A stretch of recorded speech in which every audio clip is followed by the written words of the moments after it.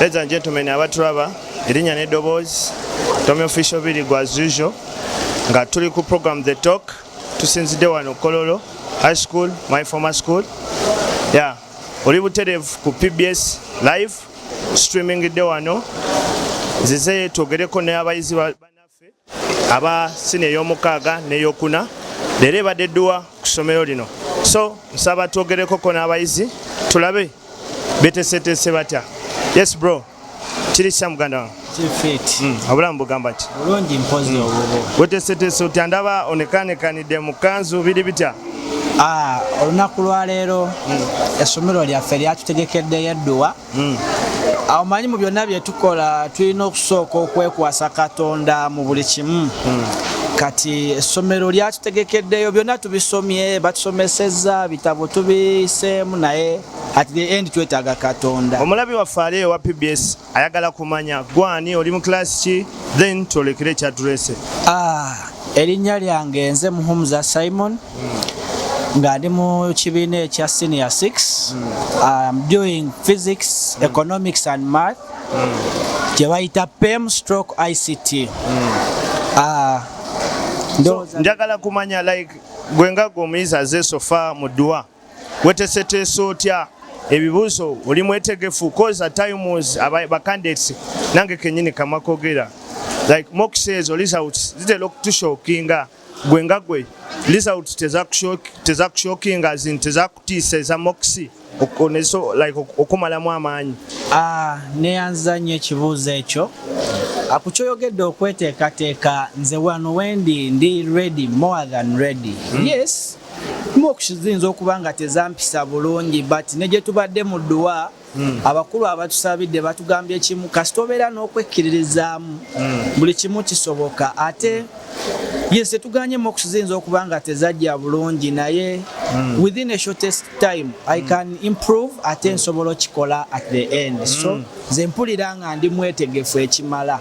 And like obuzibu bwe tulina aba candidates most times, in most cases bannaffe bagenda ne bateekamu nnyo omuzannyo naddala nga tunatera oyingira papers, era bo bennyini bateekawo embeera eraga nti tebakyalina kye bayinza kyusa mukana akadde akasembayo, cause papers temuzitandika November, early November. Like are you sure nti osobola okubako ne kyokyusa? Nze ndi sure n'oyo yenna eyerabanga atajja sobola buno obudde singa owewaayo no concentrating even in a 1 week to the papers, wewaayo no concentrating, I believe you can do a change mu byaliwo mu mock. So kyemngezaako obasaba baleme kuggwamu maanyi obagamba nti kyaggwa beweeyo basome baconcentrating. Mukama naye nga wabakwatirako bajja kwokyusa. Assalamu alaikum wa rahmatullahi. Okay, nsaba tufuneyo candidate omulala kuno tugenda funa mwana mwala atunyonyole. How are you doing? I'm good. How are you? Nice to meet you. Me too. Yeah. Then how are you right now? Because it seems that you're ready. All. Are you ready? I'm very ready. Yet I'm seeing the candidate. It seems that you feared the papers. No, this is not about the exams. It's about just the weather. You see, the weather is always not so good. How are the teachers have organized you so far? Because the time was gone. Literally, some time back we had setbacks, especially when teachers were striking, but our school has managed to get for us tutors and private teachers to make sure we've always covered everything that was necessary. We've done personal reading, library research. We've literally done all things we're supposed to do to make sure we pass. Let me ask you, sometimes candidate like girls, in most cases the candidates, at times they get antagonized by these conmen and the way, because this is my former school. Remember, you were a day scholar. Aren't you antagonized by those conmen in the way? Were you going back to school or coming or going home? That is a problem almost all girls face, whether in boarding or in day schools. But our head teacher has always prepared us, especially through motivational speakers, role model people have always come here to talk to us. And they've always encouraged girls that no matter how many men you meet on the way, you're always supposed to keep your dignity as a woman. So literally, most of the girls here, I wouldn't say it for all, but most of them have grown up knowing they're supposed to keep their dignity along the way. Back to the point. Didn't the mock results shock you all to make you give up? UMTA papers, we've always done UMTA here in Kololo High School and we weren't shocked. We didn't expect so much. We just did them with our best. We put in all our efforts, but we didn't expect so much. So when they came back, we were like, no, this is not supposed to make us decline. We're supposed to add in more efforts so that we make sure at UNEB we are going to give them shocking results. Hey, that's good. Me, what I know, because last year I was a candidate here, like what I know about during the candidate class, the teachers, most times during term 2, they like all of them they're done. Then how have you done it, you as the student, because it's your part right now? How are you prepared so far? Well, first of all, we've always put God first. I would tell you that right now, I've put my eyes to God. I've prayed consistently to make sure that during that time, my God is by my side. And then I've always done personal reading. I've made research. I've consulted my teachers. I've literally done everything. I've talked to former candidates, especially those who left school last year, to provide me with some of their content so that I add up and make sure that by the time I reach papers, I'm well fed. One word to your fellows, your fellow candidates. Well, to all the candidates around the country in Uganda, I'd like to say I wish you the best in the upcoming exams, and no matter what results will come back in March, I believe that everybody has a destiny that God has already set. So no matter whether bad or good, I believe we're all supposed to succeed if we put in any extra effort. That's good. Mama, chechiriwo. Ewali chechiriwo. Obulamu bugamba ki? Obulamu buli fit. Ng'onekanye biri bitya? Ewali kusiima. Nsaba obuuze ku batulaba. Hi everyone. Amannya gange nze Hilda Kirabo Vivian. I'm in S6B and I offer BCM stroke ICT. ICT biri bitya so far? Turn up eri etya? So far it's fair, let me say. It's fair. Like nga ndabanga akoze kyatidde. Pepa ebagireeta nga yankya ne balangirira. Are you ready okujenganga? I'm halfway ready and I'm halfway not ready. Nenga obudde buweddeyo. Ky'obudde kyo. Kituufu obudde buweddeyo, but I trust God, inshallah. You trust God, because nze kyemanyi gwe nga gwe weteeseteese otya anyway. Kubanga nze kyemanyi like bacandidates otuuka budde we buti. Biseera ebisinga bava ku mulamwa. Baba manyi tebalina kye baswakyusa. Gwe nga gwe sooka otubulifinge mu weteeseteese otya. Nze kati kyenkola. I read the summaries, discussions. Right now kyendiko cause obudde bulaga buweddeyo, so sobola kuddamu notes nene. I read my summaries, then even the discussions with my fellows. Nsaba okubirize ba fellows banno abali eyo. Bayinza batyo kwegattako. Bayinza okuba nga basomero ddala cause abatwala bangi all over the country, all over the world. Kyanjawulo ki ky'obawa like amagezi butebe bayinza okukola nga gwe so that you can change your incoming results for your name? What I'll advise you guys is that read, pray, and be disciplined. That's all. Praying mostly. Yeah. Saba osibule kubatulaba obatole ne kusalamu tulabe ekiddako. To my lovely viewers, thank you for tuning in and keep tuning in. I remain Hilda Kirabo, Kololo High School. May the Lord grant us success in our coming exams to the candidates. Linnya n'eddoboozi some official biri gwanga tu streamingidde wano leero Kololo High School lino ly'essomero we natuulira sini ey'omukaaga. So nyongera okubajjukiza ku online kwetuli osearchinga PBS live ndino mwana wa mama Beva Bova Haken wamu ne Brian ku camera. Let's have first like soke tufunemu ka break, then today n'abaddako.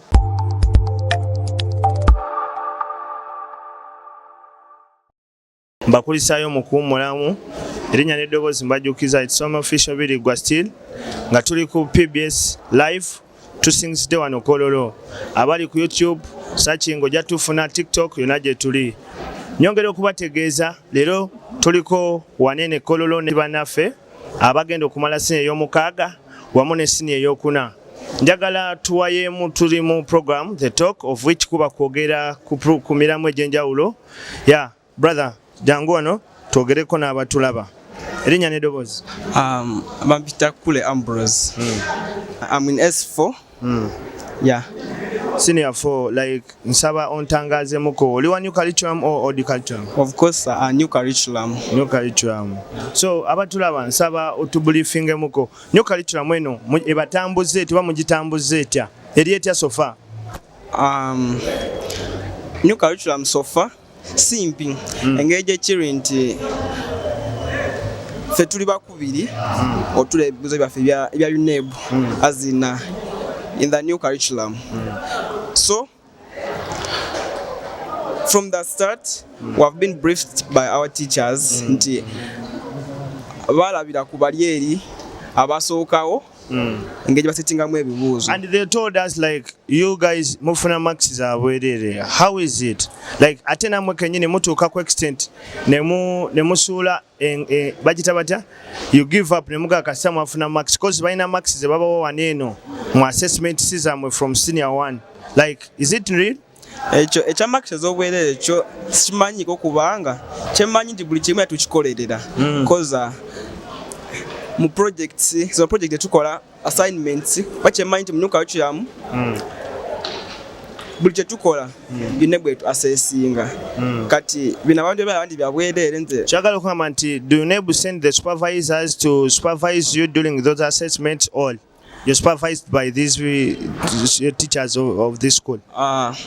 UNEB has never sent our supervisors but of course our teachers here, they assess us, then send the result to what? UNEB.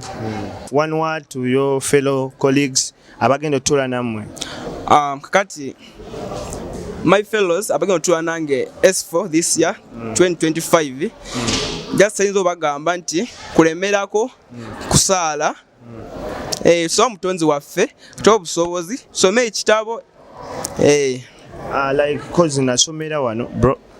Waliwo abayizi abajjanga n'obutwiri ensonga eyo gimanyiiko tubanga you among them. Akakiri okamanyi? Ekigambo kyennyini tikitegereza. Akakiri okamanyi? Kimanyiseewo. Nsaba kale basibuleka abatulaba then we go. Kale abatulaba Asiraamu assalamu alaikum warahmatullahi wabarakatuh. Nsigadde nti Kule Ambrose gego agali ku UNEB naye nga bampita Abdulatif eri obusiraamu. Hey, that's good. Thank you for your moment, brother. Yeah, man. We meet again. So, nsaba nga tuwumba nsaba tufuneyo abantu babiri, then tugalewo this segment. Jangu twogereko. Chirisha, how you doing? Good, how are you? The name? Magoba Janat, you can call me Prophet. Hey, why do you call your name Prophet? I just like it when it's pronounced in English. Yeah, man. With those people who are watching us here. Hi, guys. Hello, good afternoon. Which class are you, Magoba? I'm in Senior 6 Arts and I'm doing Hell. Hell. Yeah. Hell. Someone who is there wants to know what's Hell. Hell is history, entrepreneurship, and literature. Can I ask you something in history? Yeah, I got Like, what? Like, which year was Nene the Wagwan? How do you call it? Like the what? The Babani monarchy. the Bourbon monarchy. Which year? For it, I know about it that in the Bourbon monarchy we're see King Louis the 16th and we also see Charles the 10th. Which year was the spark of French Revolution? French Revolution was in 1793. Yeah. Thank you. So, on Magoba, so Fagwe Tulina, Magoba, I want to know how have you overcome the challenges for all over 6 to 7 years until you've reached this milestone? So far, first and foremost, I will say that since we are in government school, the challenges are very much because we find ourselves that we combine with other fellow students from different places. So far from us here, Kololo High, we're in the city. So we collide with students from Kamocha, Kakajo, Chivulu, and the Ks. For us, we call it the Ks. So here we face a challenge of sometimes teachers riot, because even last month, even second term, we have been facing that problem where teachers say that we need some salary raising. So those are the problems we face, and sometimes teachers don't come, but you have to read you a candidate, so we have a lot of problems. So how would you you prepare yourself whenever during the absence of the teachers here? Yeah, we have come out with solutions whereby we make group discussions. We discuss with our fellow friends, and sometimes, if good willing, there are some other fellow students that may come here and we get that serious discussion, so it can help us to excel. So I want to ask you one more question. Like, as an art student of this school, what have you done to make you pass well? Because at times whenever you don't have sufficient teachers, at times you get antagonized by the performances, the results. How have you prepared yourself? So far, right Besides now, that of making groups, whatever, leave alone that. Yeah. How have you made, which other steps you've made that will make you persevere through this challenge? through reading my summaries. Yeah, it's the only last option we are having. When we read our summaries, we tend to come that at least you can review some things that you have already studied. Yeah. But if you're granted a chance, when you've done your points well, which campus would you wish that your basic campus would you wish to go? Makerere University. Why is Makerere? It's very near, and even we have some fellow teachers from here that tend to go there. We sometimes go there for seminars. Sometimes they invite us, so it's a very beautiful place there. Which course would you wish to capture? I would like law. Yeah. That's good. So one word to your colleagues there. Hello, fellow students out there. I know most government schools have been facing a problem where teachers are waiting for the raise of salaries, and sometimes we tend not to have serious teachers. But guys, you choose your own future. So if you do not read, there is no way you're going to pass. So it's up on you. You read, you pass. When you don't read, you relax. That means you won't excel in anything. So the best advice I would like to tell you guys is read books. Thank you. One more left. Let me have one new volunteer. We cross the show. Mbajukiza ndi wano Kololo streaming day. Oline Tommy official biligwa representing. Yo brother, wagwan soko jombongeko brother. Nengo otya nnyo mwana. Nabiyita gwe. Kirisa mgara. Ngamba. Gugwa gutya. Bagutso. Tubisa mumpola. Nyona ama. Bako chongamba gwan. Manya gangeze katate Rajab. Nenga class RK bigwa ebita. Rajab katate mani sazeko. That's good. Nice to meet you brother. Nice to meet you too. Which class are you? Form 4. Form 4. Yeah. Nsaba buze kubatulaba. I would like to just say hello to all viewers there. So nsaba otubuliefingemu abasomesa bano kibadde kitakoze ennaku zino abasomesa ba gavumenti becanga tebabasuuliridde naddala mmwe abali mu new curriculum. Okwetanga kw'abasomesa ko tekuinfectinze nnyo nsoma yaffe cause eno new curriculum eri child based cause fe ba teacher ate anti basics abasomesa be balina zibawa wamu ne assessment kati whenever omusomesa nga taliiwo oba ogenda kikola otya sooka otubuuliremu sagala olimbe anti kati waba omusomesa taliiwo redezo assignments togamba gwe weewa assignment ng'omusomesa taliiwo anti kati new curriculum yatuyambira bagenda oleeta question ng'olweddewo oginako idea whereby questions ebaleeta zezo zennyini ezibeerawo mu bulamu bw'ensi kati gwe wagira new curriculum ebeerewo oba eveewo ekyamazima yeebeerewo cause tetukyetikka nnyo bitabo bingi so like mu mbeera eyo kyogamba zino like ebibuuzo bino weteeseteese otya ng'oggyeko biri nti abasomesa bakolawo bati wetegese ekimala sobola okweŋŋanga omulabe singa abazze essaawa zino ne bagamba mukulu yambala uniform teekamu engatto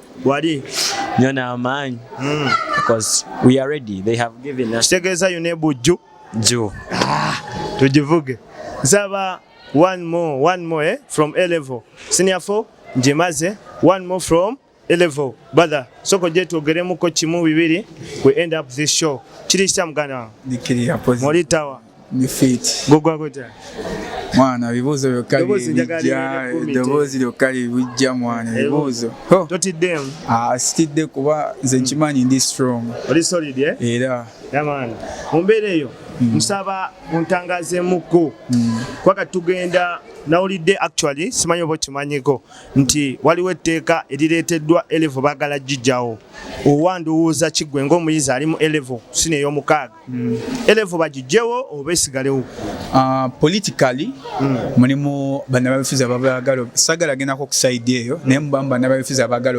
obigira cause ensangi zino abavubuka bettanyiridde ddyo ebintu bya politics okitegera kati tugezeko ku mutendera ng'oyagala kwesimawo okuba MP oteeka okuba nga oyiseko mu A-level okitegera kati abo bannakyemalira ababali eyo mu parliament abamu ku bo ekintu ekyo bakyogera olw'ensonga tebaagala vaawo. Kati gwe owa magezi ki? A-level ebeerewo oba eveewo? A-level ebeerewo. Kyanjawulo ki ekiri mu A-level kitali mu O-level? Omwana akomyeko mu O-level ne A-level reasoning eba yanjawulo okitegeera. What if nga balina kye bayamba either like ng'ennamba y'abagwa mu A-level eba nnyingi nga bagala bajjewo ekiswala ekyo wamu n'okumala ebiseera gwe nga gwe kikyolaba? Mu bulamu tulina ekintu kye bayita buli omuntu aba n'omukisa gwe okitegeera kati woyogera eyo ekyo tomanya nze we naakola okitegeera kuba mulimu omuntu omu nga tamanyi nze ngenda funa points meka so A-level ebeerewo era terina buzibu. Kale nsaba obeeko ekigambo kimu kyoweereza abatulaba obasibuleko then ffe tukuggyeko engalo. Erinnya eryange bampita Kasiba Ryan neddira Mbogo. Nkola geography art ne IRE stroke ICT. So nze kyenkatiriza ku mikwano gyange gye ntudde nabo A-level oba n'ababeebe be natulako nabo be nasoma nako primary O-level kyembasaba mu bulamu buneeno tuwangalana mikwano gyaffe.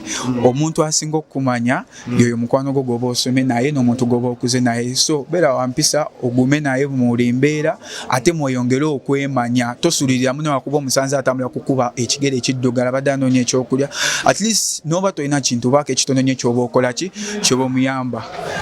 Yo, ladies and gentlemen, abatulaba tubadde tusinzidde wano Kololo my former school mbajukiza streaming day ku PBS live. Olina omusajja gwe bayita Tommy Official biri gwa still emabega wa kamera yo waliyo omusajja gwe bayita Bova Haken ne Brian yatematema ekifaananyi. Ladies and gentlemen, nsaba mu subscribing still ngende ku TikTok gye tuli tukyaleeta amasafu meet up there man. Yeah man.